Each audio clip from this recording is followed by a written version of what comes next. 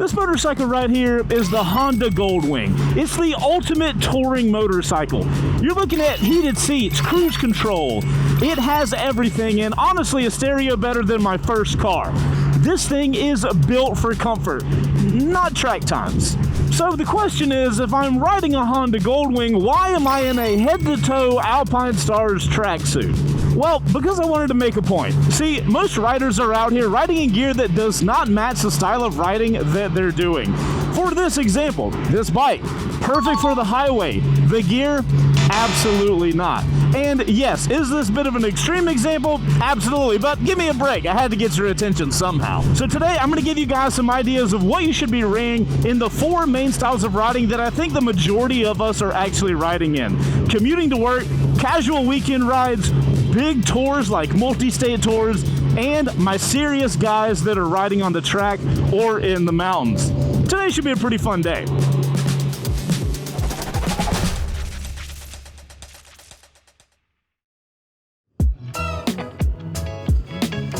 All right, look, I'll admit I got some weird looks on the highway.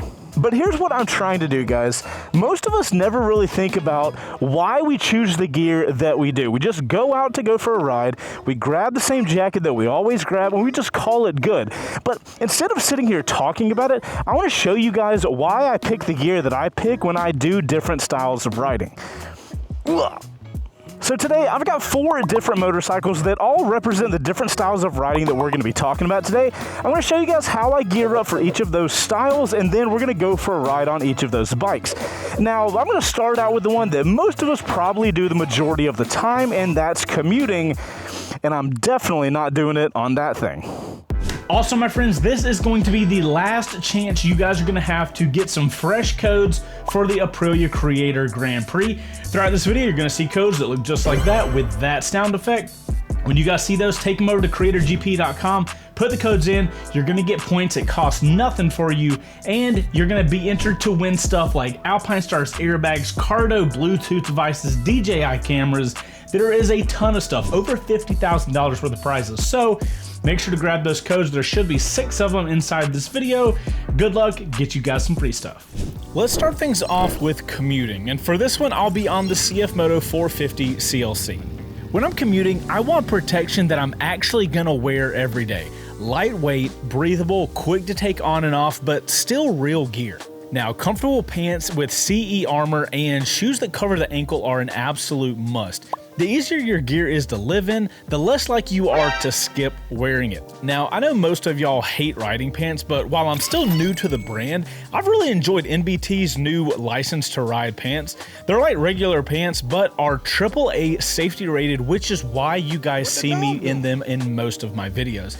And I know y'all are gonna ask, no, NBT is not paying for me to say any of this. I just really enjoy the product. Shoes-wise, I've loved the Alpine Stars Speed Force XRs. They honestly feel like regular tennis shoes, but they zip up so they are easy to take on and off.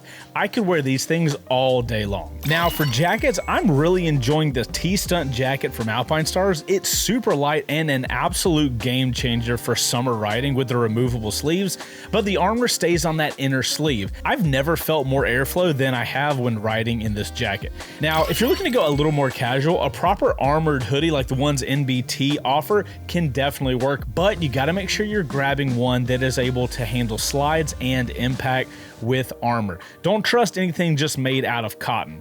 Now, gloves wise for commuting, I'm going to pick something that's comfortable. Currently, my go-tos are the A-Stars SPX 7 Airs. These things are super comfortable and really easy to ride with. Guys, when I'm thinking about commuting, the main thing I'm thinking about with this gear that I've selected is make it easy and make it comfortable, because I don't really have this problem. I've gotten enough wrecks in my life where I'm always gonna gear up. But commuting is probably the thing you're gonna be doing more often than not. You're looking at Monday through Friday if you're a commuter and you use a motorcycle. So my thought process is make it comfortable so you want to wear it, make it easy to grab so you'll actually wear it. The main thing with this is make sure you're actually getting the gear and using it, and that's why I focus more on that. Because at the end of the day, the gear that's easier to grab and throw on is going to be the gear you more consistently use.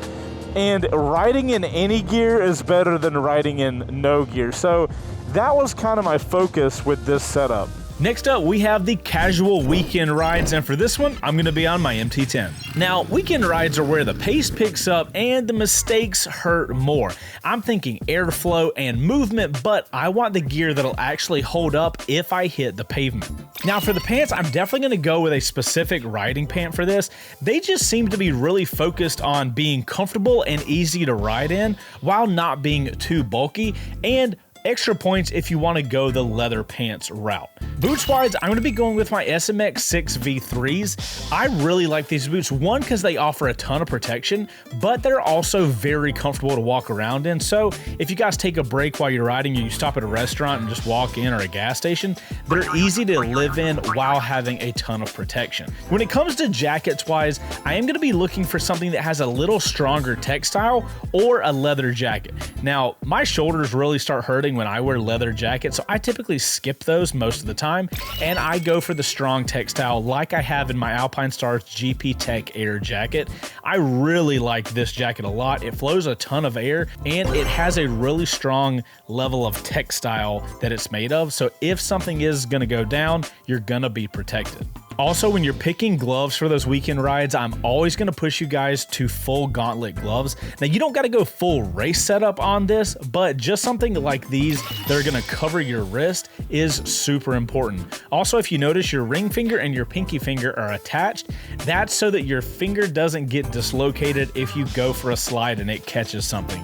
This is a feature that you can be looking for when you're looking for gloves that is going to add that extra level of protection. For weekend rides, gear up for the pace that you actually ride at, not the one you tell yourself you're gonna do. If the ride gets aggressive, you'll be glad you dressed for it. Also, don't think that this setup is gonna work if you consider yourself a street Rossi. If you want to be riding like that, you're gonna need different gear to handle that sort of riding. Stick around, I'll give you a rundown. Next up, guys, we're talking touring, and what other motorcycle could I possibly choose to do this on than the Honda Goldwing? Now, touring days are all about endurance. Hours in the saddle mean your gear has to handle weather, wind, and fatigue, and for that, we're dressing a bit different. We'll start off with some lightweight pants with protection, and well-placed pockets are gonna make your life so much easier on a tour. Now, comfortable boots like the SMX 6 V3s, again, let you walk around at gas stations, and gloves like the Halo leather gloves give enough protection for highway speeds without the bulk of like racy gloves. These Halo leather gloves, by the way, have been some of my favorite gloves that I've used this entire year. They're just a really good mix of protection and comfort and ease of use. Now, when it comes to jackets, a modular textile jacket with real weather protection is ideal. I know this is more of an ADV jacket and it's nowhere near cheap, but the Alpinestars AMT 10R Drystar checks every single box. Waterproof, breathable, and loaded with pockets, so you don't need to have a backpack. Also, I really love how it comes with a removable waterproof top section. This can be added if you're coming into really bad weather and can be removed if you want maximum airflow. And yes, if you saw that buckle piece in the beginning, that's a waist strap to help disperse the load of the jacket, which if you have a bad back like me is phenomenal. Now, if you're doing a super long tour, I am going to go against my normal rule of no backpacks, but I'm only making that exception for the Kriega Trail 9 hydration bladder. The reason I'm choosing this backpack is because it's so small, you really can't put a lot of stuff in it, which means it's not going to get that heavy. The more important part of it is it has a hydration bladder that you can wear on your back. The reason I love this is because for some reason, when I get on really long touring days, I always get so laser focused on where I'm going, I often forget to take breaks and get water, and that leads me to getting dehydrated super fast. That's why on super long touring days, I really like to have a hydration bladder just so I can keep up with my hydration to keep me focused on the riding. When you're out here touring, you want all of your gear to help support what you're doing and make it easier on you. Now, it's got to protect you, obviously, but if it's not making your life easier, then it might be time to drop it. For me, this setup does an amazing job, and I got more pockets than I even know what to do with. And our last style of riding is going to be track riding or serious technical riding on the road. And for that one, how the hell am I not going to be on my fantastic 2026 Aprilia Tuono 660 factory, which is also the bike I'm going to be racing in, and it's our current giveaway bike. Shout out to On2 Garage if you want to grab some tickets and win this thing. All right, my friends, now for the serious stuff. Track days or serious mountain rides where the margin for error gets real small. Now guys, there is no argument in this. There is only one gear setup that works for this style of riding. A one-piece leather suit is the pinnacle of safety when it comes to motorcycle riding, and for me, that means my GP Tech V4 suit from Alpinestars. One thing people who haven't ridden in one of these before doesn't know is that when you're in a suit like this, riding correctly is actually easier than it would be with regular gear. The suit is pre-shaped, making it the most comfortable when you're in the tucked-in riding position. Now, for boots, I'm rocking my Super Tech R boots from Alpinestars, and for gloves, the only option is full gauntlet style with your last two fingers attached, like my GP Tech V2 gloves. I know I haven't touched on helmets in this video, but this is the first time you really need to focus on a racing helmet. These style helmets are designed with aerodynamics in mind, and having a helmet that cuts through the air really well will make it much easier on your neck while you're doing serious speeds. My current favorite helmet for track riding is my Super Tech R10. I absolutely love that thing. Now, a little issue you might be having is if you're riding on the street in a suit, where does your wallet and stuff go? Now, my tracksuit doesn't have any pockets on it, and I wouldn't want it there anyway, so what I do is I like to carry a small waist bag with me. I literally got this one in one of my boxes that I got from Cardo, and I've just been using that every time I have my tracksuit on while I'm riding on the street. That way, I have a bit of storage that doesn't get in the way of me while I'm riding. I've also seen online people using little leg bags and stuff like this, so I guess you could go that route, but the fanny pack option is tried and true classic. Now, y'all that know will already know, but riding in a tracksuit and track gear unlocks an entirely new level of performance that you can get out of your bike. I'm also going to note this, that I personally don't think any of you guys should ride to the level of needing a tracksuit on the street. These are public roads and you have no idea what's around that next corner. If you really want to go fast, just go to a track day. Now, guys, I don't want you to be watching this video and thinking, bro, how do you expect me to afford a different set of gear per different style of riding that I do? That's not what I'm saying at all. Motorcycle gear is expensive as heck, and I do not expect that from you guys. Hell, I can't afford to do that either. But what I think everybody should do is take a second and look at the different styles of riding that you do, and then get gear that can kind of overlap and be good for different multiple styles of the ride. You can have one riding jacket that does good in all of the styles of riding you do. So it's more about really being intentional with the type of gear that we get that really fits the styles of riding and checks as many boxes as possible. Throughout this video, I've shown you guys a lot of gear, but there's one piece of gear that I didn't touch on yet, and I would feel bad if I made a gear video and didn't at least mention it, because it's something that I will not ride without, and that is an airbag vest. You guys know I've been preaching airbag vest to you guys ever since I got in a wreck. I guess it was last year. I got in a nasty accident, and had I not had my Tech Air 5, my original one here, had I not had that on, I would have been in a bad spot. But because I was wearing an airbag vest, it inflated and I was able to stay safe. These things are crazy expensive. I am very well aware of that. They are a investment into your safety, but if you guys can afford it, there are different models that Alpinestars makes. Other companies make airbag stuff too. Please consider getting an airbag product of any kind. I'm gonna be 100% with you guys. Like, it does not matter to me what gear you ride in. I don't care if you buy all the stuff that I showed you in this video and use the affiliate links. I make like a couple freaking bucks. It's really not that big of a deal.